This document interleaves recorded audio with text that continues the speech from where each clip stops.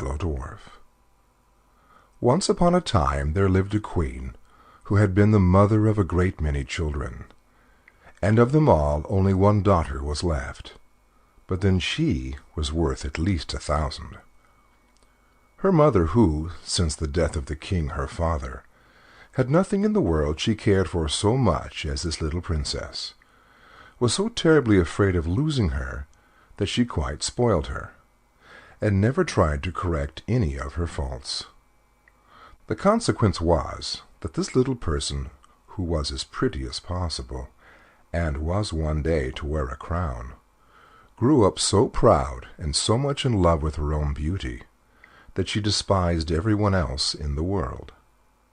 The queen, her mother, by her caresses and flatteries, helped to make her believe that there was nothing too good for her. She was dressed almost always in the prettiest frocks, as a fairy or as a queen going out to hunt, and the ladies of the court followed her, dressed as forest fairies.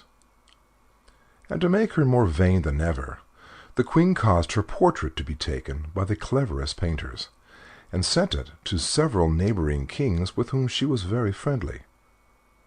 When they saw this portrait, they fell in love with the princess, every one of them. But upon each it had a different effect. One fell ill, one went quite crazy, and a few of the luckiest set out to see her as soon as possible. But these poor princes became her slaves the moment they set eyes on her. Never has there been a gayer court. 20 delightful kings did everything they could think of to make themselves agreeable, and after having spent ever so much money in giving a single entertainment, thought themselves very lucky if the princess said, "That's pretty." All this admiration vastly pleased the queen. Not a day passed but she received 7,000 or 8,000 sonnets, and as many elegies, madrigals, and songs, which were sent her by all the poets in the world. All the prose and all the poetry that was written just then was about Bellissima, for that was the princess's name, and all the bonfires that they had were made of these verses, which crackled and sparkled better than any other sort of wood. Bellissima was already 15 years old, and every one of the princes wished to marry her, but not one dared say so. How could they, when they knew that any one of them might have cut off his head 5 or 6 times a day just to please her, and she would have thought it a mere trifle, so little did she care. You may imagine how hard-hearted her lovers thought her, and the queen, who wished to see her married, did not know how to persuade her to think of it seriously. "Bellissima," she said, "I do wish you would not be so proud. What makes you despise all these nice kings? I wish you to marry one of them, and you do not try to please me." "I am so happy," Bellissima answered. "Do leave me in peace, madam. I don't want to care for anyone." "But you would be very happy with any of these princes," said the queen, "and I shall be very angry if you fall in love with anyone who is not worthy of you." But the princess thought so much of herself that she did not consider any one of her lovers clever or handsome enough for her, and her mother, who was getting really angry at her determination not to be married, began to wish that she had not allowed her to have her own way so much. At last, not knowing what else to do, she resolved to consult a certain witch who was called the Fairy of the Desert. Now this was very difficult to do, as she was guarded by some terrible lions. But happily the queen had heard a long time before that whoever wanted to pass these lions safely must throw to them a cake made of millet flour, sugar candy, and crocodile's eggs. This cake she prepared with her own hands, and putting it in a little basket, she set out to seek the fairy. But as she was not used to walking far, she soon fell very tired and sat down at the foot of a tree to rest, and presently fell fast asleep. When she awoke, she was dismayed to find her basket empty. The cake was all gone, and to make matters worse, at that moment she heard the roaring of the great lions, who had found out that she was near, and were coming to look for her. "What shall I do?" she cried. "I shall be eaten up." and being too frightened to run a single step, she began to cry, and leaned against the tree under which she had been asleep. Just then she heard someone say, She looked all around her, and then up the tree, and there she saw a little tiny man who was eating oranges. "Oh, Queen," said he, "I know you very well, and I know how much afraid you are of the lions, and you are quite right, too, for they have eaten many other people, and what can you expect, as you do not have any cake to give them?" "I must make up my mind to die," said the poor Queen. "Alas, I should not care so much if only my dear daughter were married." "Oh, you have a daughter," cried the Yellow Dwarf, who was so called because he was a dwarf, and had such a yellow face, and lived in the orange tree. "I'm really glad to hear that, for I've been looking for a wife all over the world. Now, if you will promise that she shall marry me, not one of the lions, tigers, or bears shall touch you." The Queen looked at him, and was almost as much afraid of his ugly little face as she had been of the lions before, so that she could not speak a word. "What? You hesitate, madam?" cried the dwarf. "You must be very fond of being eaten alive." And as he spoke, the Queen saw the lions, which were running down a hill toward them. Each one had 2 heads, 8 feet, and 4 rows of teeth, and their skin was as hard as turtle shells, and were bright red. At this dreadful sight, the poor Queen, who was trembling like a dove when it sees a hawk, cried out as loud as she could, "Oh, dear dwarf, Bellissima shall marry you." "Oh, indeed," he said disdainfully. "Bellissima is pretty enough, but I don't particularly want to marry her. You can keep her." "Oh, noble sir," said the Queen in great distress, "do not refuse her. She is the most charming princess in the world." "Oh, well," he replied, "out of charity I will take her, but be sure and don't forget that she is mine." As he spoke, a little door opened in the trunk of the orange tree. In rushed the Queen, only just in time, and the door shut with a bang in the faces of the lions. The Queen was so confused that at first she did not notice another little door in the orange tree, but presently it opened, and she found herself in a field of thistles and nettles. It was encircled by a muddy ditch, and a little further on was a tiny thatched cottage, out of which came the Yellow Dwarf with a very jaunting air.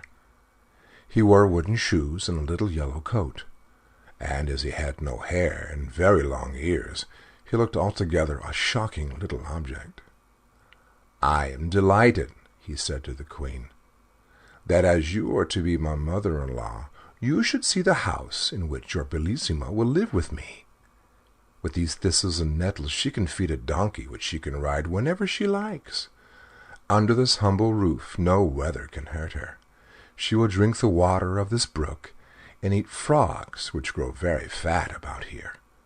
And then she will have me always with her, handsome, agreeable, and gay as you see me now. For if her shadow stands by her more closely than I do, I shall be surprised."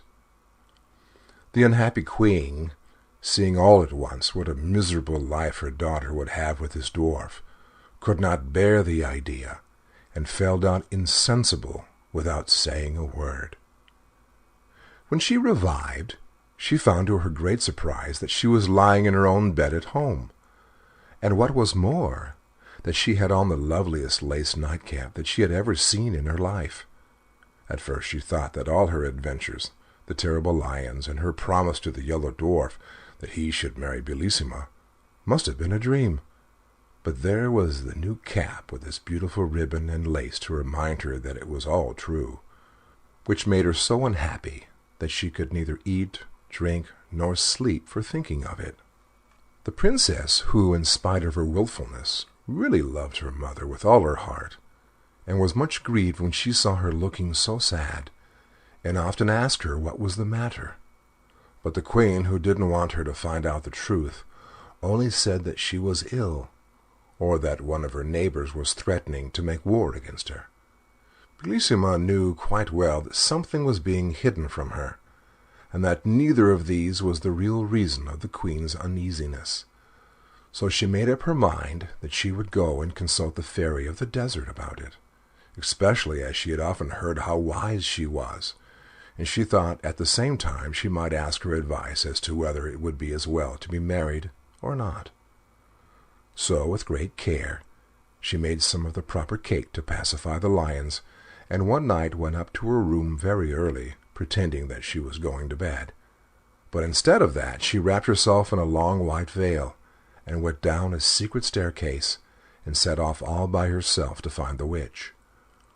But when she got as far as that same fatal orange tree, and saw it covered with flowers and fruit, she stopped and began to gather some of the oranges, and then, putting down her basket, she sat down to eat them. But when it was time to go on again, the basket had disappeared, and though she looked everywhere, not a trace of it could she find. The more she hunted for it, the more frightened she got, and at last she began to cry. Then all at once she saw before her the Yellow Dwarf. "What's the matter with you, my pretty one?" said he. "What are you crying about?" "Alas," she answered, "no wonder that I am crying, seeing that I have lost the basket of cake that was to help me get safely to the cave of the fairy of the desert."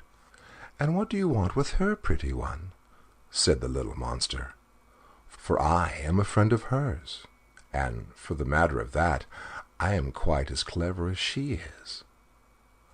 "The queen, my mother," replied the princess, "has lately fallen into such a deep sadness that I fear that she will die, and I am afraid that perhaps I am the cause of it, for she very much wishes me to be married, and I must tell you that as yet I have not found anyone I consider worthy to be my husband. So, for all these reasons, I wish to talk to the fairy." "Do not give yourself any further trouble, princess," answered the dwarf. "I can tell you all you want to know better than she could. The queen, your mother, has promised you in marriage." "Has promised me?" interrupted the princess. Oh, no, I'm sure she has not. She would have told me if she had. I am too much interested in the matter for her to promise anything without my consent. You must be mistaken."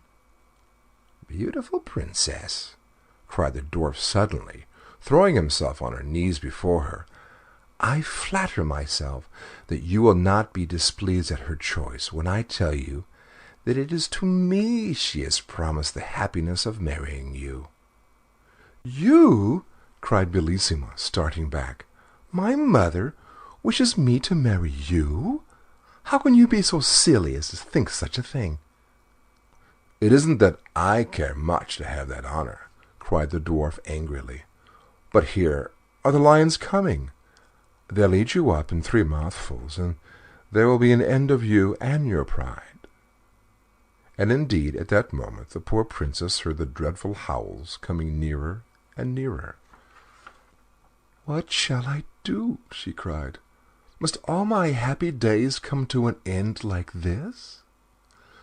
The malicious dwarf looked at her and began to laugh spitefully. "At least," said he, "you have the satisfaction of dying unmarried. A lovely princess like you must surely prefer to die rather than be the wife of a poor little dwarf like myself." "Oh, don't be angry with me," cried the princess, clasping her hands. "I'd rather marry all the dwarfs in the world than to die in this horrible way." "Look at me well, princess, before you give me your word," said he. "I don't want you to promise me in a hurry." "Oh," cried she, "the lions are coming! I have looked at you enough. I am so frightened. Save me this minute, or I shall die of terror." Indeed, as she spoke, she fell down insensible, and when she recovered, she found herself in her own bed at home. How she got there she could not tell, but she was dressed in the most beautiful lace and ribbons, and on her finger was a little ring, made of a single red hair, which fitted so tightly Try as she might, she could not get it off. When the princess saw all these things and remembered what had happened, she too fell into the deepest sadness, which surprised and alarmed the whole court, and the queen more than anyone else. 100 times she asked Bellissima if anything was the matter with her, but always she said that there was nothing. At last the chief men of the kingdom, anxious to see the princess married, sent to the queen to beg her to choose a husband for her as soon as possible. She replied that nothing would please her better, but that her daughters seemed so unwilling to marry, and she recommended them to go and talk to the princess about it themselves. So this they at once did. Now Bellissima was much less proud since her adventure with the Yellow Dwarf, and she could not think of a better way of getting rid of the little monster than to marry some powerful king. Therefore she replied to their request much more favorably than they had hoped, saying that though she was very happy as she was, still, to please them, she would consent to marry the king of the gold mines. Now he was a very handsome and powerful prince, who had been in love with the princess for years, but had not thought that she would ever care about him at all. You can easily imagine how delighted he was when he heard the news, and how angry it made all the other kings to lose forever the hope of marrying the princess. But, after all, Bellissima could not have married 20 kings. Indeed, she had found it quite difficult enough to choose one, for her vanity made her believe that there was nobody in the world who was worthy of her. Preparations were begun at once for the grandest wedding that had ever been held at the palace. The king of the gold mines sent such immense sums of money that the whole sea was covered with ships that brought it. Messengers were sent to all the gayest and most refined courts, particularly of the court of France, to seek out everything rare and precious to adorn the princess, although her beauty was so perfect that nothing she wore could make her look prettier. At least that is what the king of the gold mines thought, and he was never happy unless he was with her. As for the princess, the more she saw of the king, the more she liked him. He was so generous, so handsome and clever, that at last she was almost as much in love with him as he was with her. How happy they were as they wandered about in the beautiful gardens together, sometimes listening to sweet music. And the king used to write songs for Bellissima. This is the one that she liked very much. In the forest all is gay when my princess walks that way. All the blossoms then are found downward fluttering to the ground, hoping she may tread on them, and bright flowers on slender stem gaze up at her as she passes, brushing lightly through the grasses. Oh, my princess, birds above echo back our songs of love, as through this enchanted land blithe we wander hand in hand. They were really as happy as the day was long. All the king's unsuccessful rivals had gone home in despair. They said good-bye to the princess so sadly that she could not help being sorry for them. "Ah, madam," the king of the gold mine said to her, "how is this? Why do you waste your pity on these princes, who love you so much that all their trouble would be well repaid by a single smile from you?" "I should be sorry," answered Bellissima, "if you had not noticed how much I pitied these princes who were leaving me forever. But for you, sire, it is very different.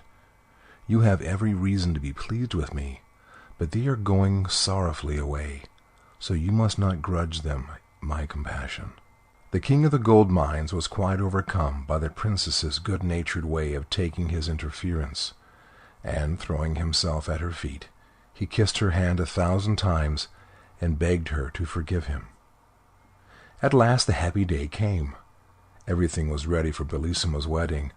The trumpets sounded, all the streets of the town were hung with flags and strewn with flowers, and the people ran in crowds to the great square before the palace. The queen was so overjoyed that she had hardly been able to sleep at all, and she got up before it was light to give the necessary orders, and to choose the jewels that the princess was to wear. These were nothing less than diamonds, even to her shoes, which were covered with them, and her dress of silver brocade was embroidered with a dozen of the sun's rays. You may imagine how much these had cost, but then nothing could have been more brilliant except the beauty of the princess.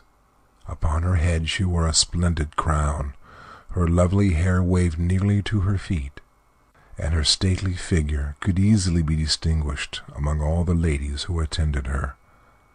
The king of the gold mines was not less noble and splendid. It was easy to see by his face how happy he was, and everyone who went near him returned loaded with presents. For all around the great banqueting hall had been arranged 1,000 barrels full of gold, and numberless bags made of velvet embroidered with pearls and filled with money, each one containing at least 100,000 gold pieces, which were given away to everyone who liked to hold out his hand, which numbers of people hastened to do, you may be sure. Indeed, some found this by far the most amusing part of the wedding festivities. The queen and the princess were just ready to set out with the king, when they saw, advancing toward them from the end of the long gallery, 2 great basilisks, dragging after them a very badly made box. Behind them came a tall old woman, whose ugliness was even more surprising than her extreme old age. She wore a ruff of black taffeta, a red velvet hood, and a farthingale all in rags, and she leaned heavily upon a crutch. The strange old woman, without saying a single word, hobbled 3 times round the gallery, followed by the basilisks, and then stopping in the middle, and brandishing her crutch threateningly, she cried, "Ho, ho, queen!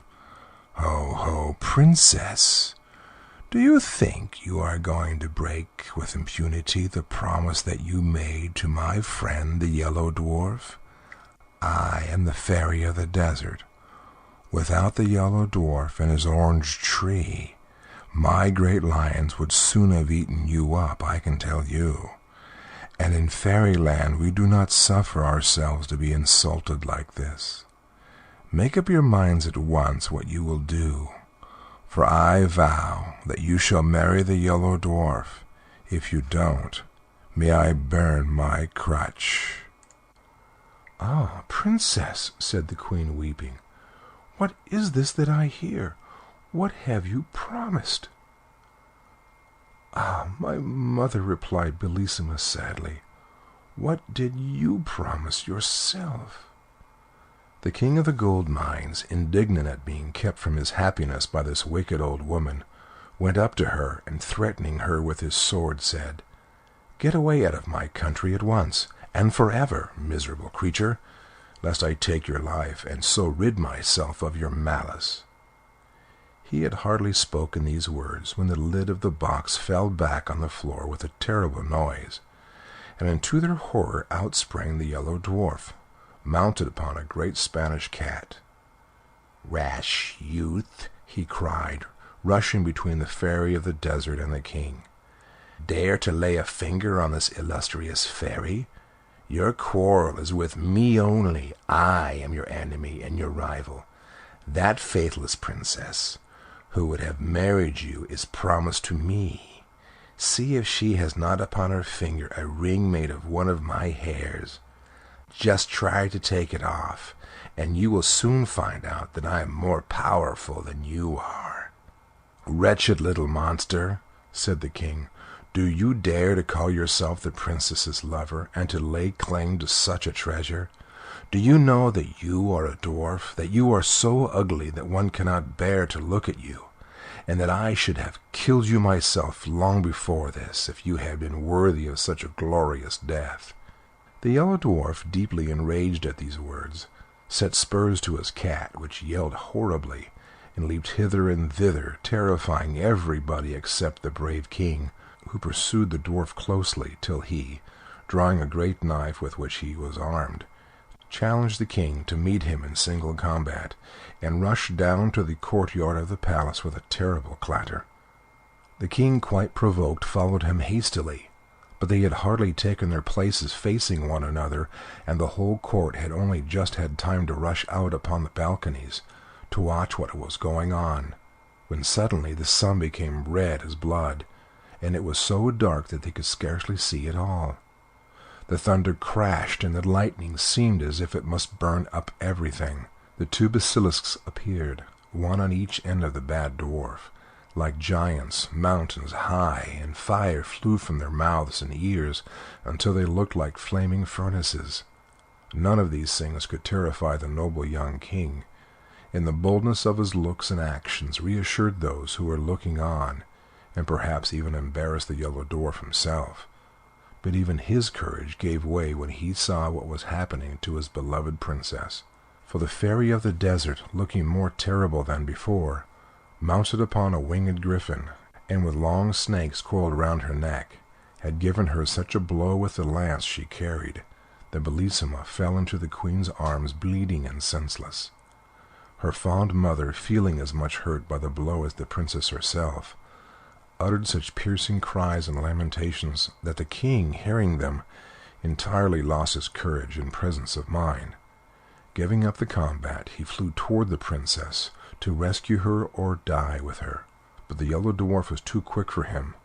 Leaping with the Spanish cat upon the balcony, he snatched Bellissima from the queen's arms, and before any of the ladies of the court could stop him, he had sprung upon the roof of the palace and disappeared with his prize.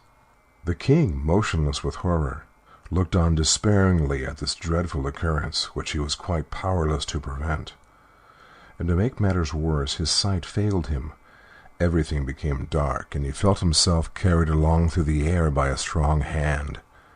This new misfortune was the work of the wicked fairy of the desert, who had come with the Yellow Dwarf to help him carry off the princess, and had fallen in love with the handsome young king in the gold mines directly she saw him. She thought that if she carried him off to some frightful cavern and chained him to a rock, then the fear of death would make him forget Bellissima and become her slave. So, as soon as they reached the place, she gave him back his sight, but without releasing him from his chains, and by her magic power she appeared before him as a young and beautiful fairy, and pretended to have come there quite by chance. "What do I see?" she cried. "Is it you, dear prince? What misfortune has brought you to this dismal place?"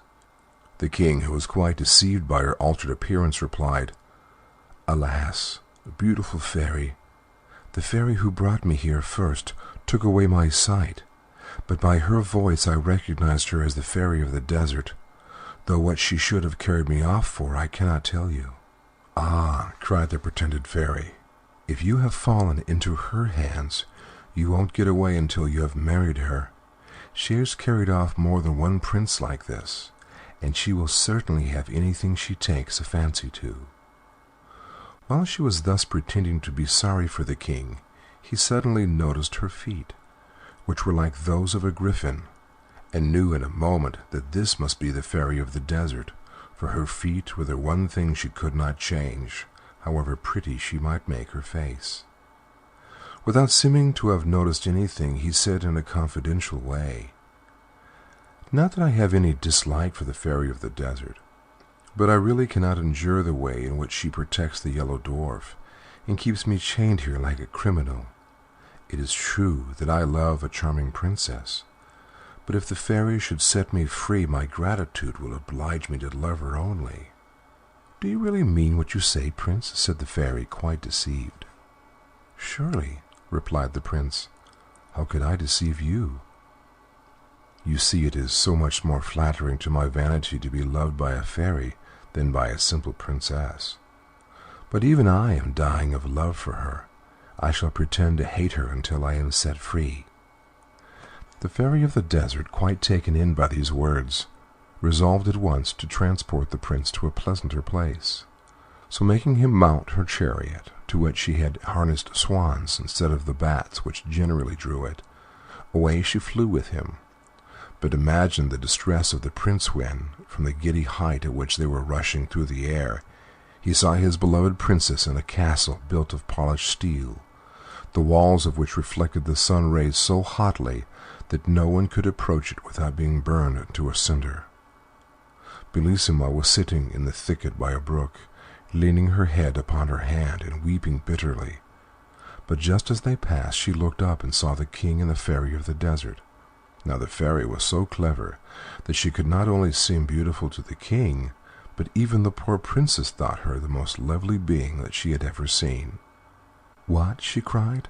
"Was I not unhappy enough in this lonely castle, to which that frightful yellow dwarf brought me?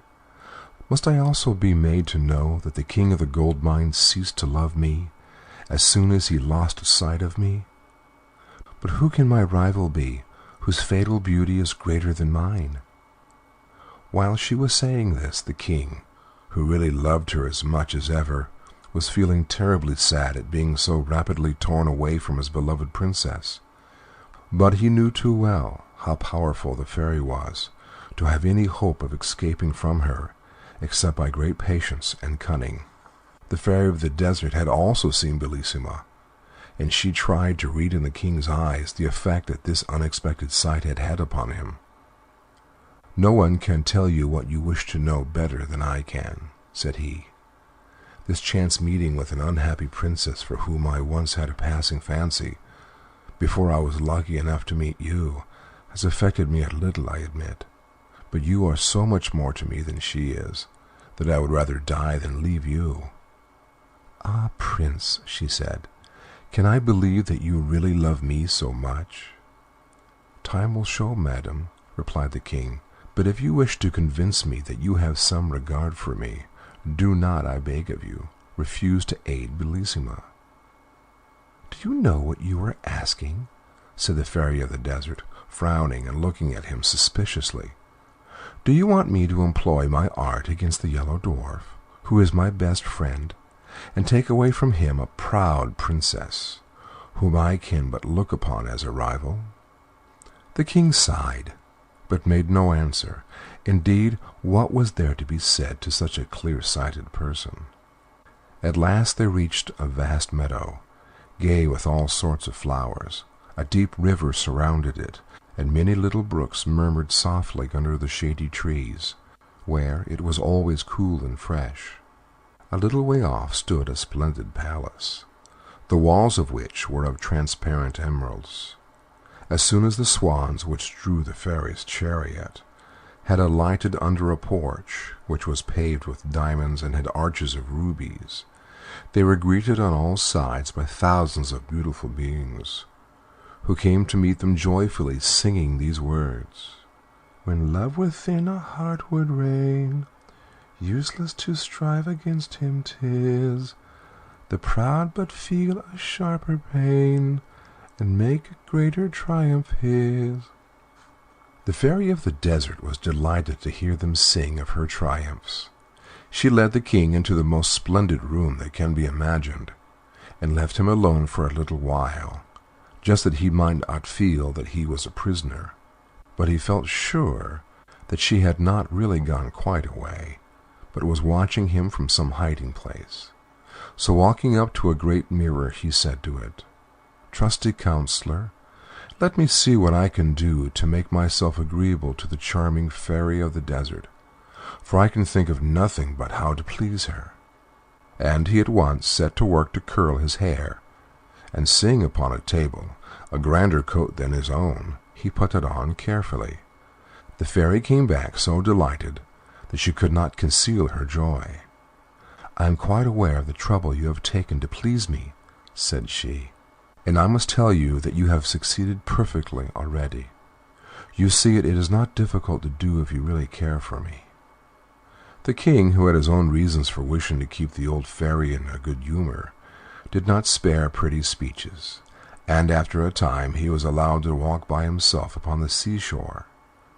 The fairy of the desert had, by her enchantments, raised such a terrible storm that the boldest pilot would not venture out in it, so she was not afraid of her prisoners being able to escape, and he found it some relief to think sadly over his terrible situation, without being interrupted by his cruel captor. Presently, after walking wildly up and down, he wrote these verses upon the sand with his stick: At last may I upon this shore lighten my sorrow with soft tears. Alas, alas, I see no more my love who yet my sadness cheers. And thou, O raging stormy sea, stirred by wild winds from depth to height, thou holdest my loved one far from me, and I am captive to thy might. My heart is still more wild than thine, for fate is cruel unto me. Why must I thus in exile pine? Why is my princess snatched from me? O lovely nymphs from ocean caves, who know how sweet true love may be, come up and calm the furious waves, and set my desperate lover free. While he was still writing, he heard a voice which attracted his attention in spite of himself. Seeing that the waves were rolling in higher and higher, he looked all around, and presently saw a lovely lady floating gently toward him upon the crest of a huge billow. Her long hair spread all about her. In one hand she held a mirror, and in the other a comb, and instead of feet she had a beautiful tail like a fish, with which she swam. The king was struck dumb with astonishment at this unexpected sight. But as soon as she came within speaking distance, she said to him, "I know how sad you are at losing your princess, and being kept a prisoner by the fairy of the desert. If you like, I will help you to escape from this fatal place, where you may otherwise have to drag on a weary existence for 30 years or more." The king of the gold mines hardly knew what answer to make to this proposal. Not because he did not wish very much to escape, but he was afraid that this might be only another device by which the fairy of the desert was trying to deceive him. As he hesitated, the mermaid, who guessed his thoughts, said to him, "You may trust me, I am not trying to entrap you. I am so angry with the Yellow Dwarf and the fairy of the desert that I am not likely to wish to help them, especially since I constantly see your poor princess, whose beauty and goodness make me pity her so much. And I tell you that if you will have confidence in me, I will help you to escape." "I trust you absolutely," cried the king, "and I will do whatever you tell me. But if you have seen my princess, I beg of you to tell me how she is, and what is happening to her." "We must not waste time in talking," said she. "Come with me, and I will carry you to the castle of steel, and we will leave upon this shore a figure so like you that even the fairy herself will be deceived by it." So saying, she quickly collected a bundle of seaweed, and blowing it 3 times, she said, "My friendly seaweeds, I order you to stay here stretched upon the sand until the fairy of the desert comes to take you away." And at once the seaweeds became like the king, who stood looking at them in great astonishment, for they were even dressed in a coat like his, but they lay there pale and still as the king himself might have lain if one of the great waves had overtaken him and thrown him senseless upon the shore. And then the mermaid caught up the king, and away they swam joyfully together. "Now," said she, "I have time to tell you about the princess. In spite of the blow which the fairy of the desert gave her, the Yellow Dwarf compelled her to mount behind him upon his terrible Spanish cat. But she soon fainted away with pain and terror, and did not recover till they were within the walls of his frightful castle of steel. Here she was received by the prettiest girls it was possible to find, who had been carried there by the Yellow Dwarf, who hastened to wait upon her and showed her every possible attention. She was laid upon a couch covered with cloth of gold, embroidered with pearls as big as nuts." "Ah," interrupted the king of the gold mines, "if Bellissima forgets me and consents to marry him, I shall break my heart." "You need not be afraid of that," answered the mermaid. "The princess thinks of no one but you, and the frightful dwarf cannot persuade her to look at him."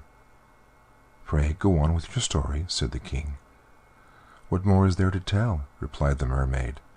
"Bellissima was sitting in the wood when you passed, and saw you with a fairy of the desert, who was so cleverly disguised that the princess took her to be prettier than herself. You may imagine her despair, for she thought that you had fallen in love with her."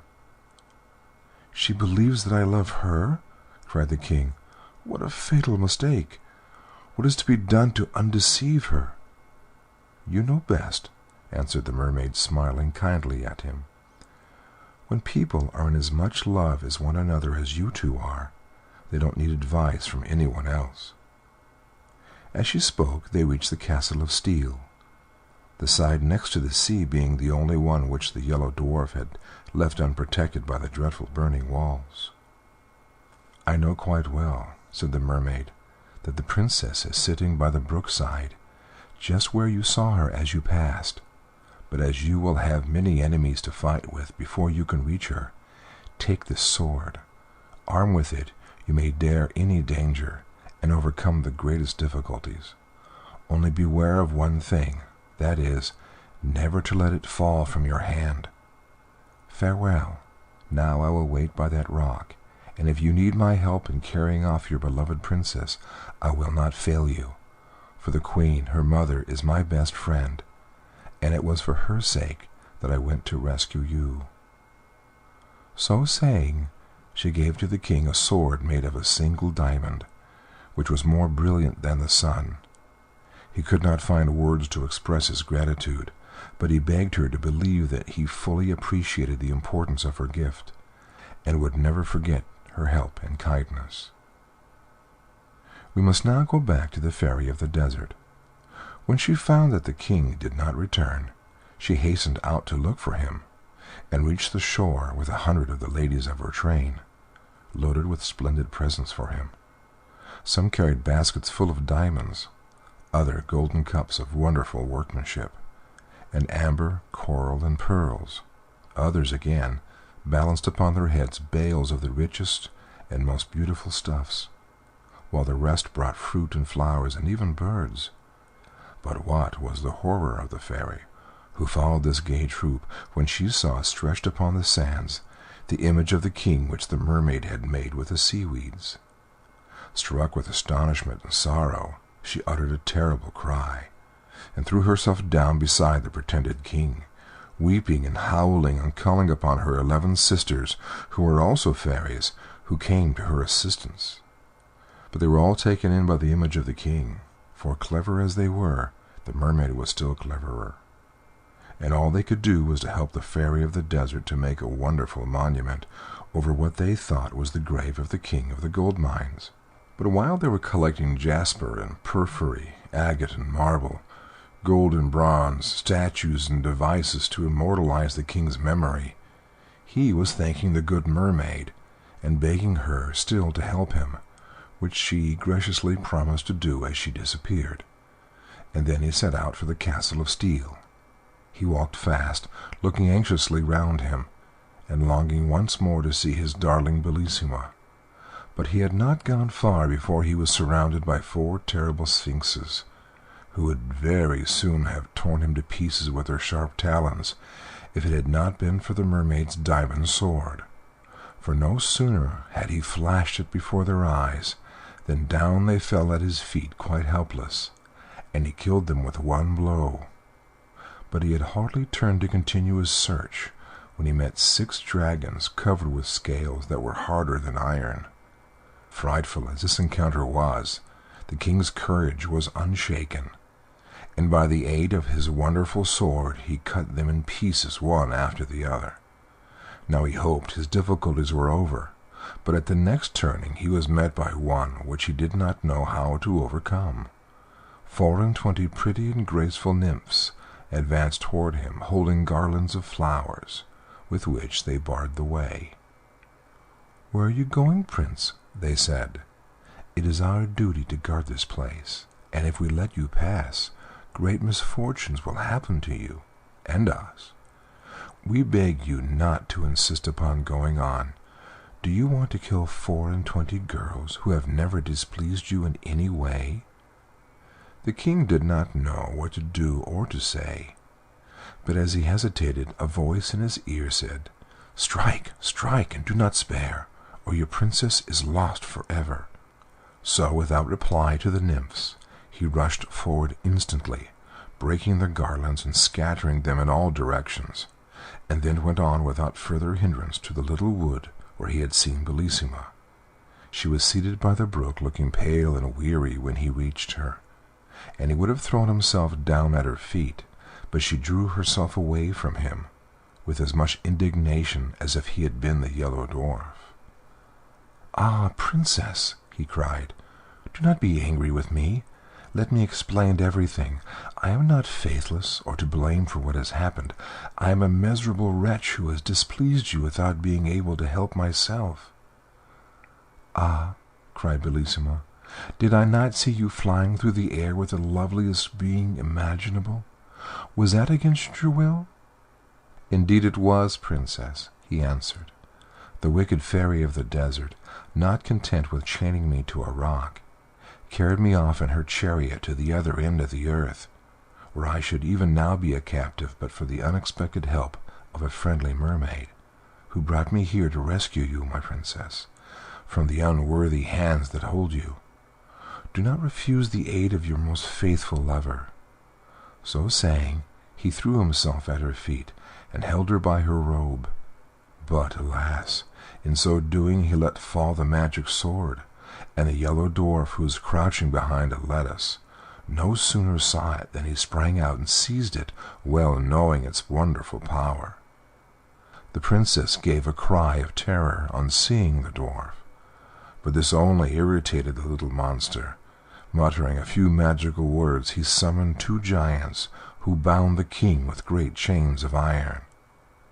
"Now," said the dwarf, "I am master of my rival's fate, but I will give him his life and permission to depart unharmed if you, princess, will consent to marry me." "Let me die 1,000 times rather," cried the unhappy king. "Alas," cried the princess, "must you die? Could anything be more terrible?"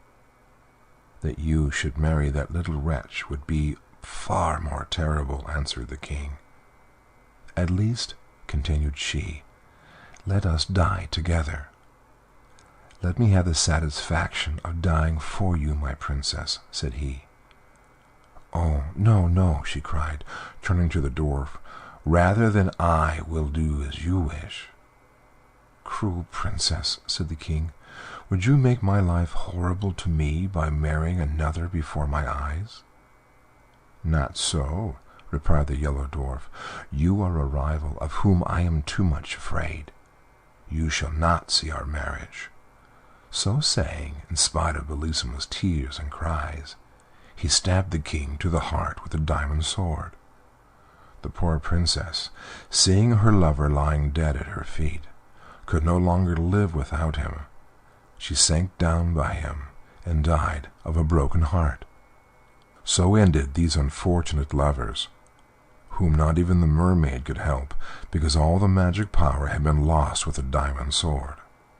As for the wicked dwarf, he preferred to see the princess dead rather than married to the king of the gold mines, and the fairy of the desert, when she heard of the king's adventures, pulled down the grand monument which she had built, and was so angry at the trick that had been played her, that she hated him as much as she had loved him before.